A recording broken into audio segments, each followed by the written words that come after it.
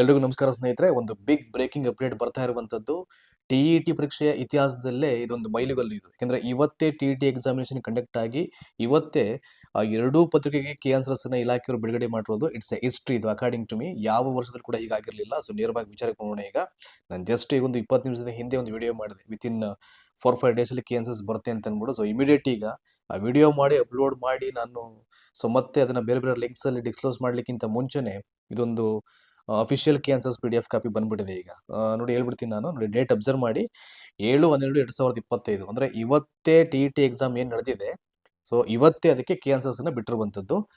ಆಕ್ಷೇಪಣೆ ಸಲ್ಲಿಸಲಿಕ್ಕೆ ಅಭ್ಯರ್ಥಿಗಳಿಗೆ ಸೂಚನೆಗಳು ಅಂತ ಹೇಳಿದ್ರೆ ಇಲ್ಲಿ ಫಸ್ಟ್ ಹೆಡ್ಡಿಂಗ್ ಅಲ್ಲಿ ದಿನಾಂಕ 7/12/2025 ನಡೆದಂತ ಕರ್ನಾಟಕ ಶಿಕ್ಷಕರ ಅರ್ಹತಾ ಪರೀಕ್ಷೆ 2025 ಪರೀಕ್ಷೆಯ ಪತ್ರಿಕೆ 1 ಮತ್ತು ಪತ್ರಿಕೆ 2ರ ಕೀ ಉತ್ತರಗಳನ್ನ ದಿನಾಂಕ 7/12/2025 ಸಂಜೆ ಇಲಾಖಾ ವೆಬ್ಸೈಟ್ ನಲ್ಲಿ ಪ್ರಕಟಿಸಲಾಗಿದೆ. ಪ್ರಕಟಿತ ಕೀ ಉತ್ತರಗಳಿಗೆ ಆಕ್ಷೇಪಣೆಗಳನ್ನು ಸಲ್ಲಿಸುವ ಬಗ್ಗೆ ಅಭ್ಯರ್ಥಿಗಳು ಕೆಳಕಂಡ ಸೂಚನೆಯನ್ನ ಪಾಲಿಸುವುದು ಅಂತ ಹೇಳಿದರೆ. ಇಟ್ಸ್ ಎ ಮಿರಾಕಲ್ ಇದು. ಯಾಕೆಂದ್ರೆ ತುಂಬಾ ಒಳ್ಳೆ ವರ್ಕ್ ಮಾಡಿದ್ರೆ ಅಂತ ಒಂದು ಬೇಕಾದ್ರೆ ಇದು ಇಟ್ಸ್ ಅ ವೆಲ್ಕಮ್, ಅದು ಸ್ವಾಗತ ಮಾಡಬೇಕಾಗಿರತಕ್ಕಂಥ ವಿಚಾರ. ಇಷ್ಟು ಬೇಗ ಕೀ ಆನ್ಸರ್ಸ್ ನ ಇಲ್ಲಿ ಬಿಟ್ಟಿದಾರಲ್ಲ ಅಂತ ಅಂದ್ಬಿಟ್ಟು. ನೋಡಿ ಏನ್ ಹೇಳಿದರೆ, ಇದು ಬಂದ್ಬಿಟ್ಟು ನಿಮ್ಗೆ provisional key answers, final key answers ಅಲ್ಲ. ಯಾಕಂದ್ರೆ ಅಬ್ಜೆಕ್ಷನ್ ಫೈಲ್ ಮಾಡ್ಲಿಕ್ಕೆ ಹೇಳಿದ್ರೆ ಇಲ್ಲಿ ಪತ್ರಿಕೆ 1 ಮತ್ತು ಪತ್ರಿಕೆ 2ಕ್ಕೆ ಸಂಬಂಧಪಟ್ಟಂತೆ ಪ್ರಕಟಿತ ಕೀ ಉತ್ತರಗಳಿಗೆ ಆನ್ಲೈನ್ ಮೂಲಕ ಆಕ್ಷೇಪಣೆ ಸಲ್ಲಿಸಲು ದಿನಾಂಕ 9/12/2025 ದಿನಾಂಕ 12/12/2025 ಸಂಜೆ 5:30 ಅವಕಾಶವನ್ನ ಕಲ್ಪಿಸಿದೆ. ಎರಡೂ ಪತ್ರಿಕೆಗೂ ನೀವು ಅಬ್ಜೆಕ್ಷನ್ ಫೈಲ್ ಮಾಡ್ಲಿಕ್ಕೆ. ಏನ್ ಅಬ್ಜೆಕ್ಷನ್ ಫೈಲ್ ಮಾಡೋದು ಅಂತಂದ್ರೆ ಇಲ್ಲಿ ಇಲಾಖೆಯವರು ಬಿಟ್ಟಿರ್ತಕ್ಕಂಥ ಕೀ ಆನ್ಸರ್ಸ್ ಅಲ್ಲಿ ಅದು ನಿಮ್ಗೆ ಅನುಮಾನ ಇದ್ರೆ, ಅವರೇ ತಪ್ಪು ಮಾಡಿದ್ರೆ ಅಂತ ಕಂಡು ಬಂದ್ರೆ ನೀವು ಅಬ್ಜೆಕ್ಷನ್ ಫೈಲ್ ಮಾಡ್ಬೋದು. ಸೊ ಹೇಗೆ, ಕೆಲವೊಂದು ಅಥೆಂಟಿಕೇಟ್ ದಾಖಲೆಗಳನ್ನ ಇಟ್ಕೊಳ್ಬೇಕು. ನೀವು ಯಾವುದು ಅಕಾಡೆಮಿಯವರು ಮಾಡಿರೋ ಬುಕ್ಸ್ ಆಗಿರ್ಬೋದು ಅಥವಾ ಯಾವುದೋ ಇನ್ಯಾವುದೋ ಬೇರೆ ಜೆರಾಕ್ಸ್ ಕಾಪೀಸ್ ಇರ್ಬೋದು, ಅವೆಲ್ಲ ಇಟ್ಕೊಂಡು ಅಬ್ಜೆಕ್ಷನ್ ಫೈಲ್ ಮಾಡೋಂಗಿಲ್ಲ. ಅದು ಅಧಿಕೃತವಾದಂಥ ದಾಖಲೆ ಇಟ್ಕೊಂಡು ಅಬ್ಜೆಕ್ಷನ್ ಫೈಲ್ ಮಾಡಬೇಕಾಗುತ್ತೆ. ಕೀ ಉತ್ತರಗಳಿಗೆ ಆನ್ಲೈನ್ ನಲ್ಲಿ ಆಕ್ಷೇಪಣೆ ಸಲ್ಲಿಸಲಿಕ್ಕೆ ಕೇವಲ ಆನ್ಲೈನ್ ಮುಖಾಂತರ ಮಾತ್ರ ಮಾಡಬೇಕು. ಸೊ ಅದನ್ನ ಹೊರತುಪಡಿಸಿ ಬೇರೆ ಯಾವುದೇ ಮೆಥಡ್ ಅಲ್ಲಿ ನೀವು ಆಕ್ಷೇಪಣೆ ಸಲ್ಲಿಸಂಗಿಲ್ಲ ಅಂತ ಹೇಳ್ಬಿಟ್ಟಿದ್ದಾರೆ. ಹಾಗೇನಾದ್ರು ಮಾಡಿದ್ರೆ ನಾವು ಕನ್ಸಿಡರ್ ಮಾಡಲ್ಲ ಅಂತ ಹೇಳಿದ್ದಾರೆ. ಸೊ ಅಭ್ಯರ್ಥಿಗಳು ತಮ್ಮ ಅರ್ಜಿ, ನೋಂದಣಿ ಸಂಖ್ಯೆ ಮತ್ತು ಜನ್ಮ ದಿನಾಂಕವನ್ನು ನಮೂದಿಸುವ ಮೂಲಕ ನೋಡಿ ವೆಬ್ಸೈಟ್ ಹೇಳಿದ್ದಾರೆ. ಆ ವೆಬ್ಸೈಟ್ ಅನ್ನು ಕ್ಲಿಕ್ ಮಾಡಿ ಅಲ್ಲಿ ನೀಡಿರತಕ್ಕಂಥ ಲಿಂಕ್ ಅನ್ನು ಬಳಸಿಕೊಂಡು ಲಾಗಿನ್ ಆದಾಗ ನೋಂದಾಯಿತ ಮೊಬೈಲ್ ಸಂಖ್ಯೆಗೆ ಬರ್ತಕ್ಕಂಥ OTP ಅನ್ನು ನಮೂದು ಮಾಡಿ ನಂತರ ಆಕ್ಷೇಪಣೆಗೆ ಸಂಬಂಧಿಸಿದಂತ ವೆಬ್ ಪೇಜ್ ಓಪನ್ ಆಗುತ್ತೆ ಅಂತ ಹೇಳಿದ್ದಾರೆ. ಸೊ ನೆಕ್ಸ್ಟ್, ಅಭ್ಯರ್ಥಿಯು ಸಲ್ಲಿಸುವ ಆಕ್ಷೇಪಣೆಗಳೊಂದಿಗೆ ಅಧಿಕೃತ ಆಧಾರ ಮತ್ತು ದಾಖಲೆಗಳನ್ನು ಸಲ್ಲಿಸುವುದು ಕಡ್ಡಾಯ. ನಾನು ಆಗ್ಲೇ ಹೇಳಿದ್ನಲ್ಲ, ಸೂಕ್ತ ಆಧಾರ ಮತ್ತು ದಾಖಲೆಗಳಿಲ್ಲದ ಆಕ್ಷೇಪಣೆಯನ್ನ ಅವರು ಯಾವುದೇ ಕಾರಣಕ್ಕೂ ಪರಿಗಣನೆ ಮಾಡಲ್ಲ.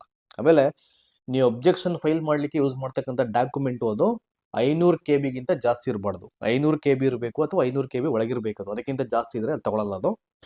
ಇನ್ನು ವಿಷಯಕ್ಕೆ ಸಂಬಂಧಪಟ್ಟಂತ ಅಸಂಬದ್ಧ ದಾಖಲೆಗಳನ್ನು ಹಾಗೂ ಚಿತ್ರಗಳನ್ನು ಅಪ್ಲೋಡ್ ಮಾಡಿದಲ್ಲಿ ಅಂತಹ ಅಭ್ಯರ್ಥಿಗಳ ವಿರುದ್ಧ ನಿಯಮಾನುಸಾರ ಕಾನೂನು ಕ್ರಮ ಜರುಗಿಸಲಾಗುವುದು ಅಂತ ಸ್ಟ್ರಿಕ್ಟ್ ಆಗಿ ಹೇಳಿದ್ದಾರೆ. ಸೊ ಏನೇನೋ ಅಬ್ಜೆಕ್ಷನ್ ಮಾಡ್ತೀವಿ ಅಂತ ಅಪ್ಲೋಡ್ ಮಾಡಕ್ ಹೋಗ್ಬೇಡಿ. ಅಥೆಂಟಿಕೇಟ್ ಇದ್ರೆ ಅಪ್ಲೋಡ್ ಮಾಡಬೇಕು.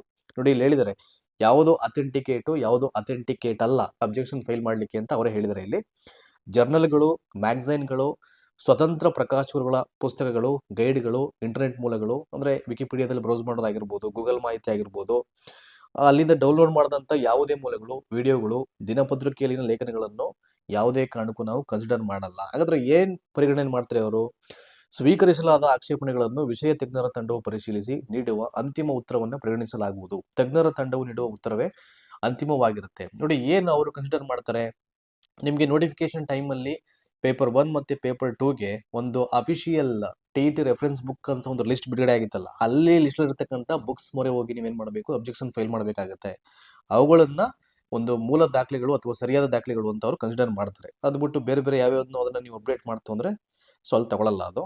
ನೋಡಿ ಇಲ್ಲಿ ಅಬ್ಸರ್ವ್ ಮಾಡಿ, ಇಲ್ಲಿ ಇವೆಲ್ಲವೂ ಕೂಡ ಕೀ ಆನ್ಸರ್ಸ್ PDF ಕಾಪಿ. ನೋಡಿ ಕೀ ಆನ್ಸರ್ಸ್ ಆಫ್ ಪೇಪರ್ 1 ಇದು. ನೋಡಿ ಇಲ್ಲಿಂದ ಶುರುವಾಗುತ್ತೆ. That is paper 1.